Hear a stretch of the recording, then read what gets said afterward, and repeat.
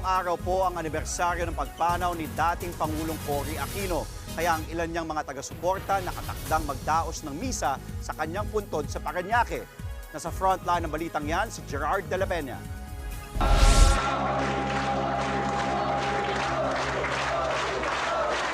This is just the beginning.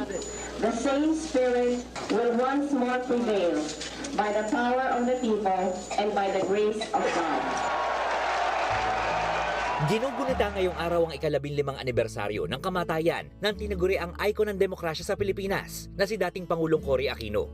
Naluklok siya ng mapatalsikang diktadurya ni dating Pangulong Ferdinand Marcos sa kasagsagan ng EDSA People Power Revolution noong 1986. Siya ang kauna-unahang babaeng Pangulo sa Asya at unang Pilipino na Time Person of the Year. Taong 2008 nang madayagnos sa sakit na colon cancer si Cory. Makalipas ang higit isang taon, tuluyan siyang pumanaw noong August 1, 2009 dahil sa cardiac arrest habang ginagamot sa ospital sa Makati.